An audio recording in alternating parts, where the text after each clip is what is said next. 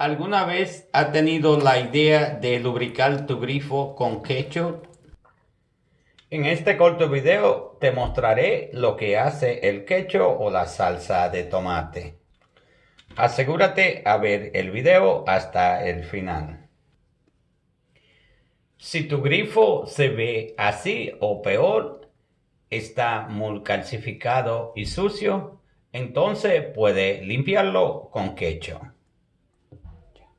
Aunque suene increíble, realmente funciona y te mostraré cómo hacerlo. Y al final del video, por supuesto, te enseñaremos los resultados finales. Vamos a empezar primero usando la salsa de tomate y la vamos a esparcir con una esponja. Debemos ponerla en toda parte completa, especialmente si está calcificado. Ya untamos todos, ahora debemos esperar 30 minutos. Ya pasaron los 30 minutos, ahora usaremos una esponja, vamos a usar la parte más ruda y lo vamos a ir como si fuera estregando poco a poco por toda la parte, especialmente donde está calcificado.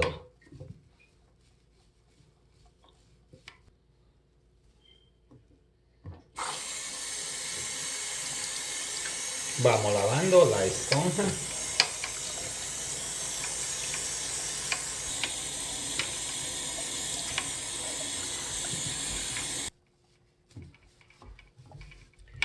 Ya está listo, ahora debemos de secarlo para que se mire su brillo como quedó.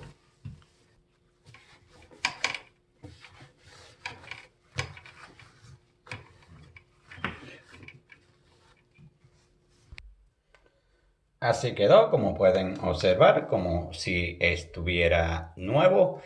Esto pasa y funciona porque la salsa de tomate o el ketchup tiene ingredientes con poder limpiador. Esto también lo puede usar en las ollas o la sartén.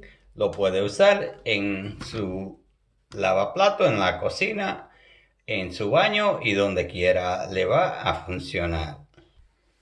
Así que si nunca pensó que el ketchup es un potente limpiador, nada más no es sabroso para comerlo con las hamburguesas y la papita, es bueno también para limpiar.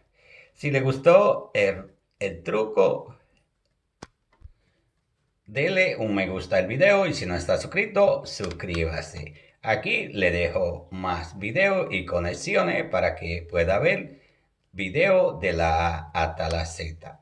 Adiós mis amigos, que el Señor me lo bendiga hoy, mañana y siempre. Hasta el próximo video.